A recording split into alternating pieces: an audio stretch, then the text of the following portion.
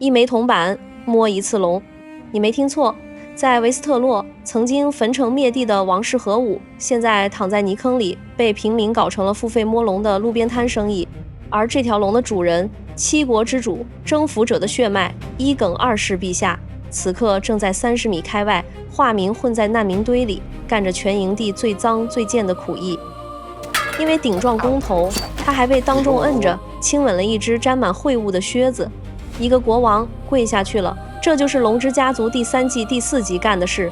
別急着劃走，這集的炸點遠不止這一個：一個泡在浴缸裡捂着鼻子審問俘虜的新反派，一個頂着滿頭紅髮的塔格利安王子，一個提着無辜人頭回家哄老婆的丈夫，還有一個嚷嚷着要帶幾百殘兵跟大軍打游擊戰的瘋子。外媒評分從滿堂彩到2星半炒成一鍋粥，甚至有評分在2星半的同時特別注明，其中半顆星是單獨發給龍的。原著黨已經氣到進重症監護室，劇集黨一邊喊生理不適一邊真香。這一集到底是神作還是爛片？坐穩了，咱們一個一個撕開看。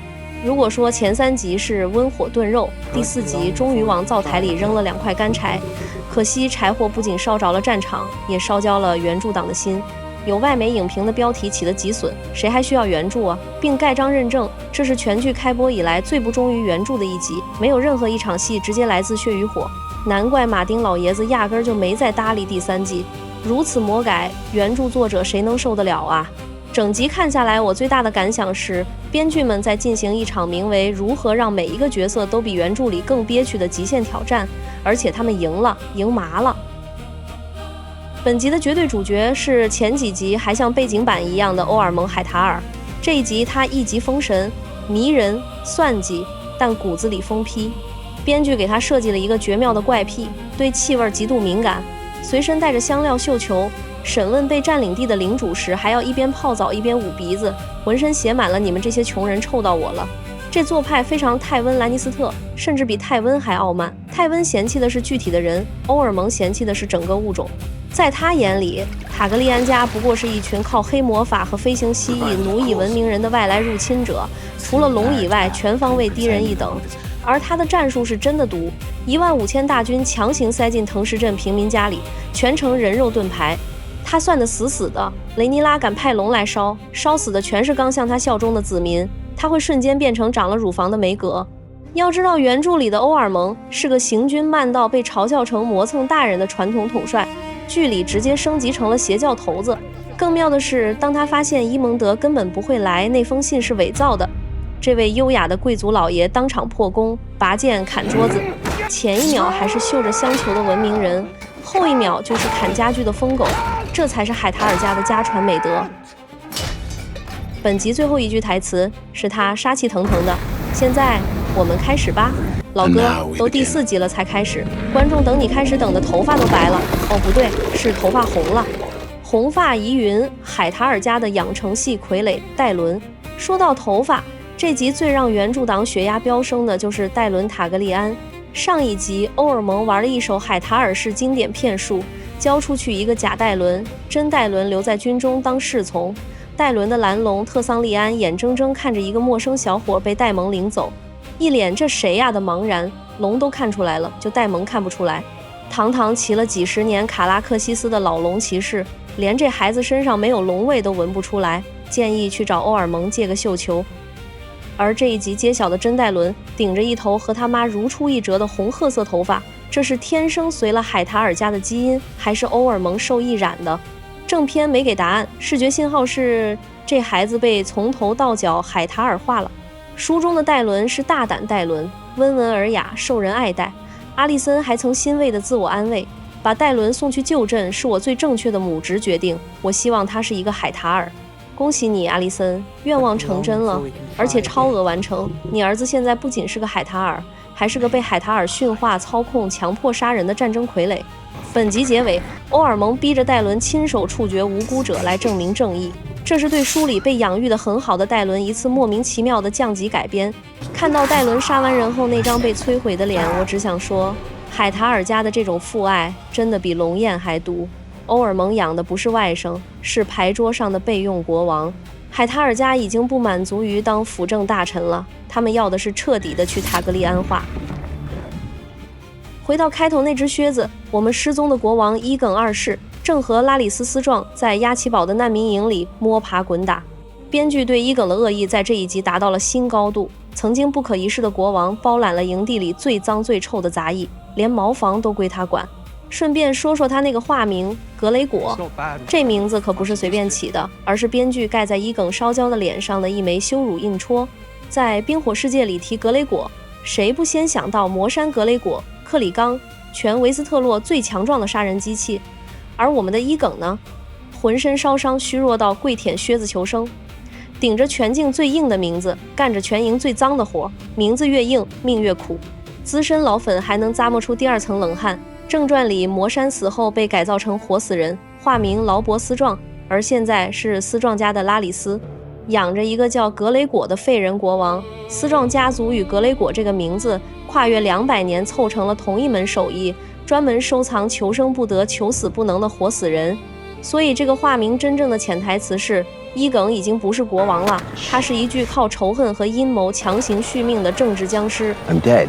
然後就是那場全網刷屏的舔靴戲，被公認為綠黨國王的人生最低點。考慮到這位老兄上一季剛被親弟弟連人帶龍燒成半熟，最低點這個詞的含金量還在不斷刷新。矬子裡面拔將軍，平心而論，這條線是本集口碑最好的部分，強到足以拯救整集。伊耿從沒把底層當人，如今被底層摁在地上，才第一次看清這個世界的賬本。演員的表演也是真沒得黑。但必須指出，這條逃亡線的敘事節拍已經出現了明顯的模板化，每集都是伊耿受辱，拉里斯灌雞湯的固定循環。我們知道這是隱忍教育，我們知道這是王者歸來的鋪墊，但同一個節拍反覆敲到第4集，成長的代價就開始變味成導演的惡趣味了。伊耿這條線裡還埋着全集最大的邏輯黑洞，揚言，也就是開頭那個付費摸龍灘的主角。曾號稱全維斯特洛最美的金龍，現在半死不活躺在坑裡，被搞成維斯特洛版非法野生動物園，一枚銅板摸一下死龍。原本焚城滅地的戰爭機器，混到和跳蚤窩的雜耍猴子一個待遇。拉里斯為了掩護伊耿，還得自稱修士，畢竟只有修士才會在荒郊野嶺對着一堆爛肉悲天憫人。他為什麼躺了這麼久不腐爛不招蒼蠅？正片沒解釋。粉絲和解說圈流行的補丁是深度龍之昏迷，龍是火的化身，龍血自帶烈焰，高溫兼職防腐。行，姑且接受這個民間設定。揚言現在相當於一塊沒熄火的超級碳烤五花肉，細菌落上去當場蒸發。但問題來了，既然他有體溫、有呼吸、有呼嚕聲，那些花錢摸龍的哥們兒是一個都沒長手嗎？摸到一具40度的屍體，不覺得哪裡不對？還是說在他們眼裡，這龍就算突然睜眼吐火，也只是特效升級，得加收2個銅板？至於伊耿拿着龍鱗對坑裡用瓦雷利亞語低聲說醒醒那場戲，畫面很催淚，但荒謬程度不亞於你在路邊試圖呼喊德語喚醒一輛報廢的虎式坦克。書裡的揚言受傷後照樣反殺補刀的武士是貨真價實的戰場收割機，根本沒有到假死狀態。所以各位摸過龍的鎮民且行且珍惜，現在是1分錢摸一次，將來是有命拿錢沒命消遣。戴蒙的父愛與那顆來路不明的人頭。谷地這邊，戴蒙終於找到了馴服偷羊賊的女兒雷尼亞。這場戲調度無聊，台詞乏味，還貢獻了本季最佳服裝。吐槽雷尼亞那身行頭像是從品味藍旅長袍商行買來的山頂洞人睡衣，連一貫穩如老狗的卡拉克西斯都在這場戲裡第一次失控。我懷疑他不是被偷羊賊嚇的，是被雷尼亞嚇的。雷尼亞也順勢降級成一個因為缺乏父愛而走極端的叛逆期少女。而戴蒙處理家庭矛盾的方式依然很戴蒙。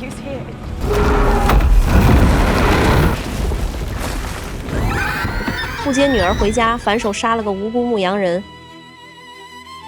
剁下燒焦頭顱帶回君臨，謊稱這就是害死小杰的兇手。雷尼拉似乎信了，而戴蒙發着燒賭咒發誓的樣子甚是滑稽。全場最佳是梅莎利亞，所有人都在配合演出，只有他話裡有話的飄來一句：“那是誰的腦袋？” Whose head is that? 姐姐問得好，這顆頭預定了黑黨內部下一次大爆炸的引信。雷尼拉這邊的操作也很迷，聽說城牆上私生子女王的塗鴉，就派金袍子全城清理，外加暴力執法。小家子气的報復沒安撫到任何人，倒成功讓自己在平民眼裡更像暴君。更迷的是，他跑去諮詢被自己囚禁的阿丽森·歐爾蒙是個什麼樣的人，他和你兒子關係怎麼樣？姐妹，你在打仗啊？這是權力的遊戲還是家長會？2位女主都被改寫成了不義世界的無辜受害者，野心家的獠牙全被拔了。雷尼拉的統治既缺乏殘酷，也缺乏真正的賭注。然後是徹底瘋魔的克里斯顿·科爾，在赫伦堡沒找到伊蒙德，阿里斯·里弗斯那個妖女顯然把獨眼龍藏起來餵蘑菇了。這位老哥居然提議帶幾百殘兵去和河間地大軍打游擊戰，還給這兒起了個詩意的名字，純粹的凡人之戰。大哥，對面兵力是你的20倍，這不叫游擊戰，這叫分期付款式送人头。網友從第1季罵到現在，事實證明，換了3個季度，克里斯頓·科爾依然是那個克里斯頓·科爾。哦，對了，還有一個容易被忽略的深水炸彈，海倫娜懷孕了。面對馬丁老爺子蝴蝶伯克的重炮轟擊，編劇緊急上線了版本補丁 3.4， 那個在第2季被一鍵刪除的梅洛王子，現在很可能正以胚胎這種最節省經費的形式重新時裝。當然，正片還沒蓋章，胎兒就是梅洛，但這波亡羊補牢的意圖已經寫在臉上了。而且這一胎的政治分量比原著還重。伊耿在押奇堡燒傷後已喪失生育能力，這將是他此生最後一個孩子。若是男孩，繼承順位直接壓過叔叔戴倫。歐爾蒙精心培育的備用國王計劃當場作廢，這孩子還沒出生就已經被3方勢力預定成了籌碼。生在龍家，悲催的小家伙。這一集完成了一次極其陰冷的棋盤重組，歐爾蒙掌控了戴倫，海倫娜揣上了炸彈，戴蒙的謊言埋進了黑黨的地基，休夫、鐵錘的野心和伍爾夫被没收酒館特權的怨氣都在藤石鎮的陰影裡發酵。所有人都知道，藤石鎮即將成為這場舞蹈中最血腥的背叛之地。演技在線，反派封神，氛圍拉滿，但邏輯漏洞、對角色的反覆羞辱和每集都在鋪墊的節奏，正讓這部劇滑向一種名為黑暗快餐的深淵。胃重、上頭，看完反胃。編劇們，求你們了，還是讓龍打架吧，別再讓國王當雜役了。